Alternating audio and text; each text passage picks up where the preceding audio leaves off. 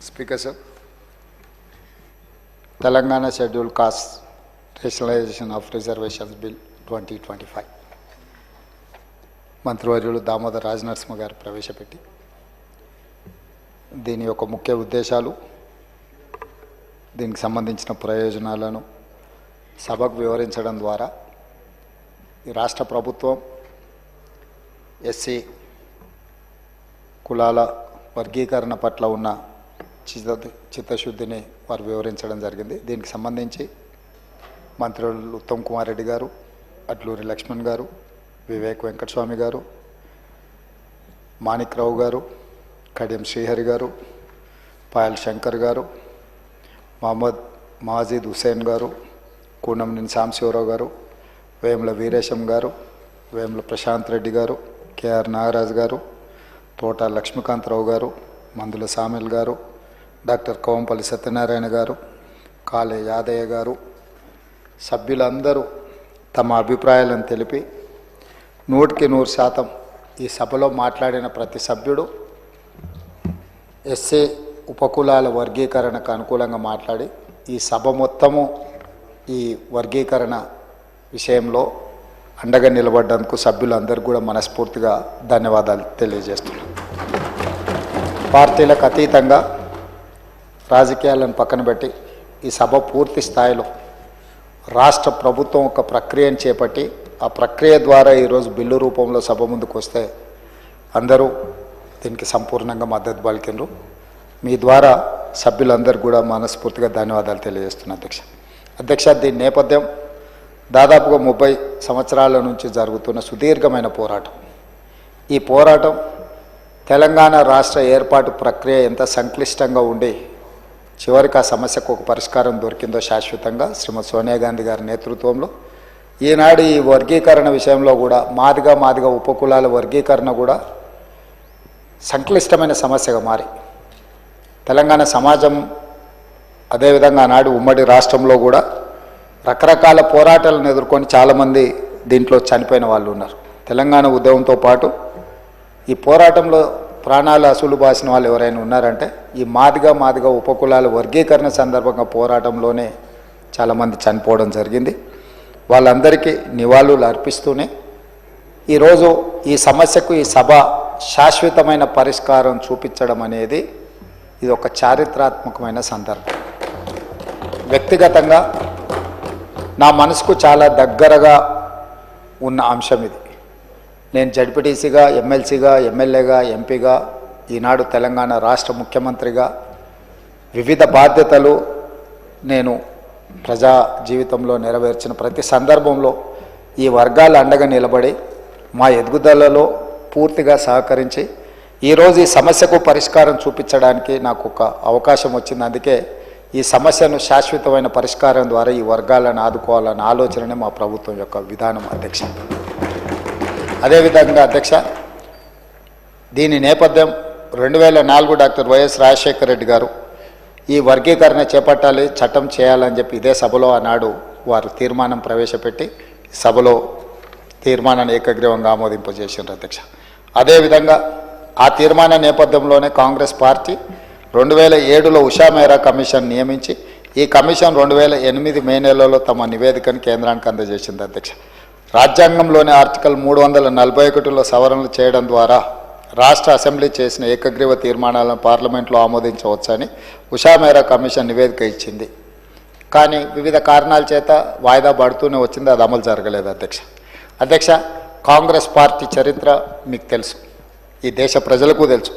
Doctor Babasaheb Ambedkar గారిని రాజ్యాంగ నిర్మాతగా, రాజ్యాంగం రచించడంలో చైర్మన్గా వారిని నియమించడంతో మొదలుపెట్టిన పండిత్ జవహర్లాల్ నెహ్రూ గారు మొదటి క్యాబినెట్లో డాక్టర్ బాబాసాహెబ్ అంబేద్కర్ గారిని న్యాయశాఖ మంత్రిగా నియమించడం జరిగింది. అధ్యక్ష, అదేవిధంగా దళిత నేత బాబు జగ్జీవన్ రామ్ గారిని కీలకమైన శాఖలు రక్షణ శాఖ, వ్యవసాయ శాఖ, రైల్వే శాఖ మంత్రులుగా వారిని నియమించడం జరిగింది. అధ్యక్ష, అదేవిధంగా ఈరోజు దేశంలో మొట్టమొదట కాంగ్రెస్ పార్టీ అధ్యక్షుడిగా దామోదరం సంజీవయ్య గారిని జాతీయ కాంగ్రెస్ పార్టీ అధ్యక్షుడిగా, ఉమ్మడి రాష్ట్ర దళిత ముఖ్యమంత్రిగా దామోదరం సంజీవయ్య గారిని కాంగ్రెస్ పార్టీ 1960లోనే ఉమ్మడి రాష్ట్రానికి ఒక దళితుడిని ముఖ్యమంత్రి చేసిన చరిత్ర కాంగ్రెస్ పార్టీకి ఉన్నది అధ్యక్ష. అదేవిధంగా బీహార్ చీఫ్ మినిస్టర్గా బోలా పాశ్వాన్ శాస్త్రిని, ఇట్లా రాజస్థాన్ ముఖ్యమంత్రిగా, మహారాష్ట్ర ముఖ్యమంత్రిగా సుశీల్ కుమార్ షిండే గారిని గవర్నర్గా, అదేవిధంగా ఈ మధ్యకాలంలో పంజాబ్ ముఖ్యమంత్రిగా చరణ్జిత్ సింగ్ చన్ని నియమించడం. ఇదే కాకుండా తెలంగాణ రాష్ట్ర ఏర్పాటు ప్రక్రియలో పార్లమెంట్లో తెలంగాణ బిల్లును ఎన్నో ఒడిదుడుకుల్ని అడ్డంకుల్ని చాలా గందరగోళాన్ని ఎదుర్కొని తెలంగాణ బిల్లును ఆమోదించిన లోక్సభ స్పీకర్గా శ్రీమతి మీరా కుమార్ గారిని కాంగ్రెస్ పార్టీ నియమించింది. వారి నాయకత్వంలోనే బాబు జగజీవన్ రామ్ గారి కుమార్తె మీరా కుమార్ గారు ఒక దళిత బిడ్డ స్పీకర్ కుర్చీలో కూర్చొని తెలంగాణ రాష్ట్రాన్ని అందించారు. ఇది కూడా చరిత్రలో మనం గుర్తు చేసుకోవాల్సిన సందర్భం అధ్యక్ష. ఈనాడు కాంగ్రెస్ పార్టీ అధ్యక్షుడు కూడా మల్లికార్జున్ ఖర్గే గారు ఒక దళితుడే ఈరోజు కాంగ్రెస్ పార్టీ అధ్యక్షుడిగా కొనసాగుతున్నాడు అధ్యక్ష. అదేవిధంగా అధ్యక్ష, ఎస్సీల రిజర్వేషన్లు ఉన్నప్పటికీ జనాభా దామాష ప్రకారం రిజర్వేషన్ కావాలని చాలా సంవత్సరాల నుంచి ఈ వర్గాలలో ఒక డిమాండ్ ఉన్నది. దానికోసం ఎప్పుడు ఉద్యమాలు జరుగుతూనే ఉన్నాయి అధ్యక్ష. అందుకే దీన్ని రాహుల్ గాంధీ గారు 2018 ఎన్నికల సందర్భంగా స్పష్టంగా తెలంగాణ రాష్ట్ర ఎన్నికలకు వచ్చినప్పుడు ఉత్తమ్ కుమార్ రెడ్డి గారు పిసిసి ప్రెసిడెంట్గా ఉన్నప్పుడు స్పష్టంగా హామీ ఇచ్చారు, కాంగ్రెస్ పార్టీ అధికారంలోకి వస్తే ఎస్సీ వర్గీకరణ చేసి తీరుతుందని.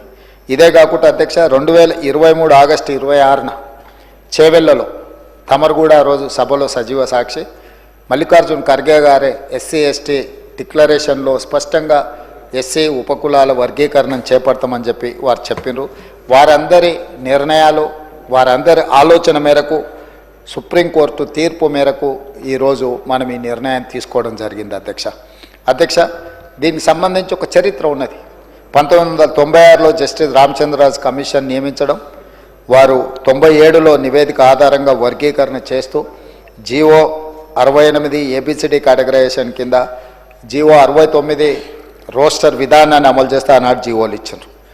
అదేవిధంగా అధ్యక్ష 2000 సంవత్సరం ఏప్రిల్ 1వ తేదీన ఉమ్మడి ఏపీలో వర్గీకరణను అమలు చేయడం జరిగింది అధ్యక్ష. దాని తర్వాత జరిగిన కోర్టులు తీర్పులు సుప్రీంకోర్టు వరకు వెళ్ళడం, అదేవిధంగా ఏపీ వర్సెస్ చెన్నై కేసులో 2004 నవంబర్ 5న సుప్రీంకోర్టు 5 సభ్యుల ధర్మాసనం 3:2 ప్రకారం తీర్పునిచ్చింది అధ్యక్ష. ఎస్సీ వర్గీకరణ కోసం చర్యలు తీసుకోవాలని కోరుతూ 2005 డిసెంబర్ 10న ఉమ్మడి రాష్ట్ర అసెంబ్లీలో తీర్మానం కూడా కేంద్రానికి పంపించడం జరిగింది అధ్యక్ష.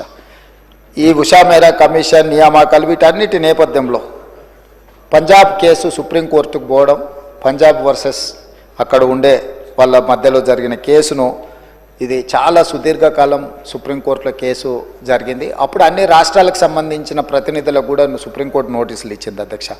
ఆ నేపథ్యంలో తెలుగు రాష్ట్రాలలో కూడా అభిప్రాయాలను తీసుకోవాలని కేంద్ర ప్రభుత్వం కోరింది అధ్యక్ష. దాని నేపథ్యంలోనే సుప్రీంకోర్టులో కూడా మనము ఈ 7 మంది జడ్జులు ముందు తెలంగాణ రాష్ట్ర ప్రభుత్వం తర్వాత మేము అధికారంలోకి వచ్చిన తర్వాత పెద్దలు దామోదర రాజనరసింహ గారి నేతృత్వంలో ఈ శాసనసభలో ఉన్న ఎస్సీ శాసనసభ్యులందరినీ ఒక కమిటీకి ఏర్పాటు చేసి వీళ్ళందరినీ ఢిల్లీకి పంపించి తెలంగాణ రాష్ట్ర ప్రభుత్వం సుప్రీంకోర్టులో సిద్ధార్థ లూత్రా అనే ఒక గొప్ప న్యాయవాదిని నియమించడం ద్వారా తెలంగాణ రాష్ట్ర ప్రభుత్వం యొక్క అభిప్రాయాలను విస్పష్టంగా ఎస్సీ వర్గీకరణకు అనుకూలంగా తెలంగాణ రాష్ట్ర ప్రభుత్వం ఉన్నది, వర్గీకరణ చేయాల్సిందే అని చెప్పి స్పష్టంగా మన వైపు వాదనని వినిపించడం జరిగింది. ఆ నేపథ్యంలో సుప్రీంకోర్టు ఇచ్చిన తీర్పు ప్రకారము సుప్రీంకోర్టు తీర్పు ఇచ్చిన 1 గంట లోపే ఆ రోజు కూడా సభ జరుగుతున్నది అధ్యక్ష. సభలో స్పష్టంగా 100% ఈ వర్గీకరణను అమలు చేస్తామని చెప్పి ఆ రోజు ప్రకటించినాం అధ్యక్ష. అదేవిధంగా అధ్యక్ష కోర్టు ఆ రోజు ఇచ్చిన దాంట్లో కొన్ని విషయాలు రాజకీయ కారణాలతో కాకుండా ఎంపెరికల్ డాటా ఆధారంగా మాత్రమే వర్గీకరణ చేయాలని చెప్పిండ్రు అధ్యక్ష. ఎంపెరికల్ డాటా క్షేత్రస్థాయిలో అనుభవపూర్వకంగా సేకరించిన సమాచారం, 1 జనాభా, 2 అక్షరాస్యత శాతం, అనుసరిస్తున్న వృత్తులు, ఉద్యోగాలు, ఆర్థిక పరిస్థితులు, వీటన్నిటి నేపథ్యాన్ని తీసుకొని ఈ వర్గీకరణ చేయాలని సుప్రీంకోర్టు మనకు చెప్పడం జరిగింది అధ్యక్ష. వీటన్నిటి నేపథ్యంలో రాష్ట్ర ప్రభుత్వము ఒక మంత్రివర్గ ఉపసంఘాన్ని ఏర్పాటు చేసింది అధ్యక్ష.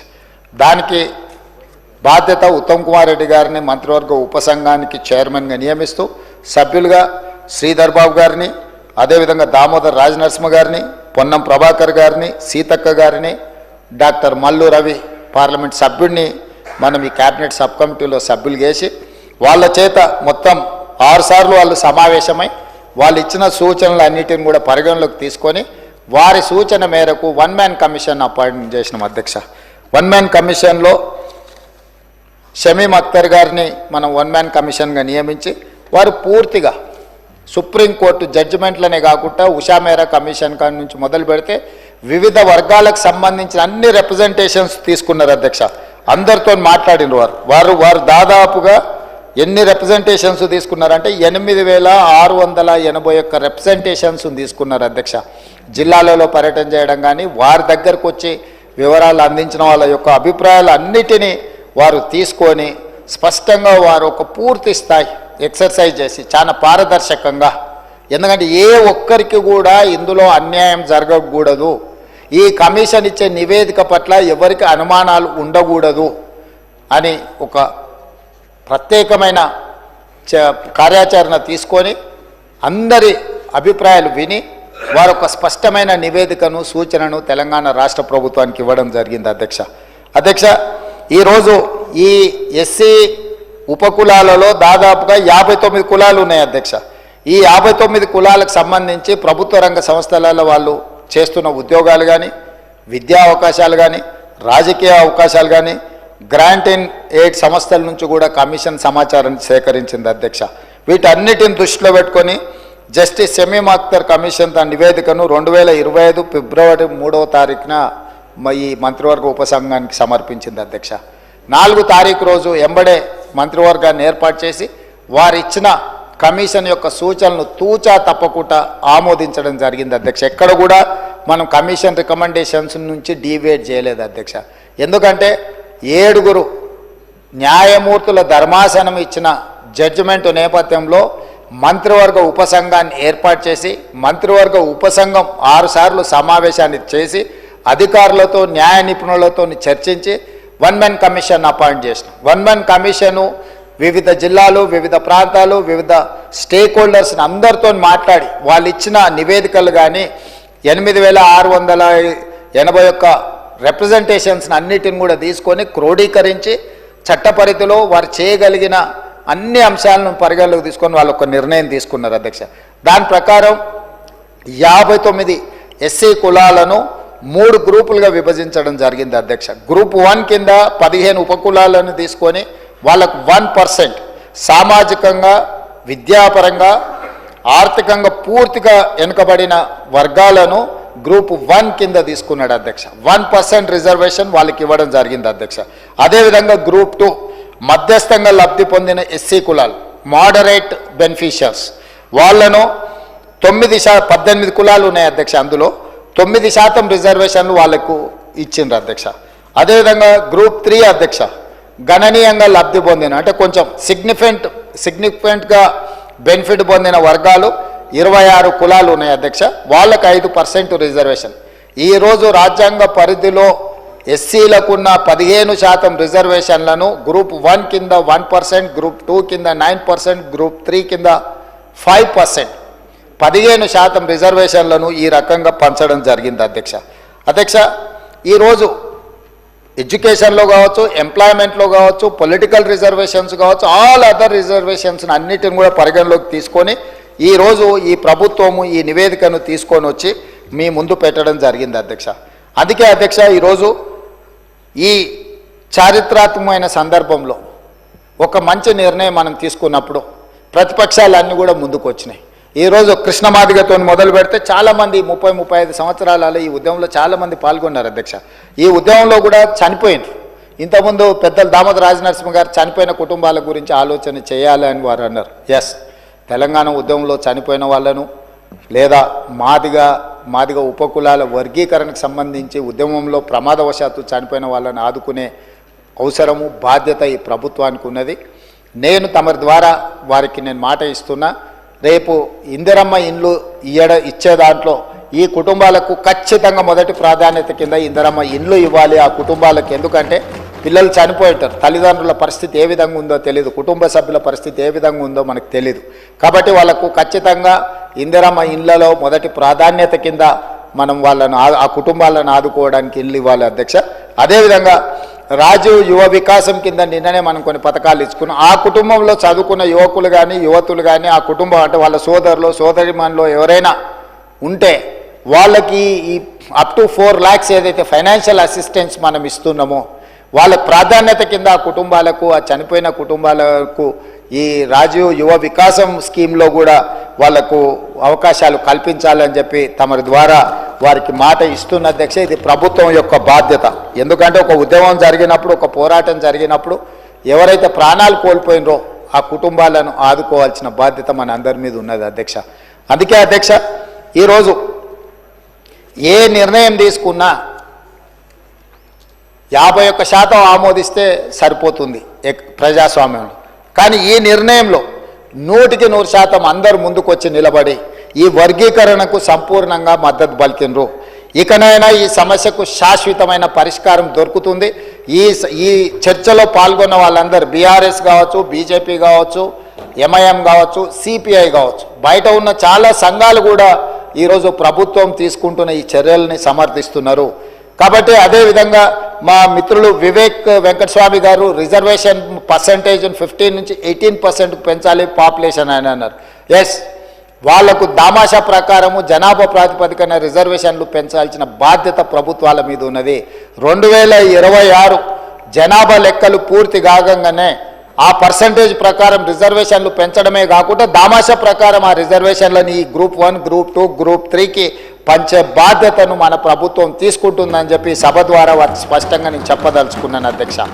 ఎందుకంటే ఒక రిజర్వేషన్ పెంచాలంటే ఇప్పుడు మన దగ్గర ఉన్న డేటా, మన దగ్గర ఉన్న సమాచారం 2011 యొక్క జనాభా లెక్కలు మాత్రమే మన దగ్గర ఉన్నాయి అధికారికంగా.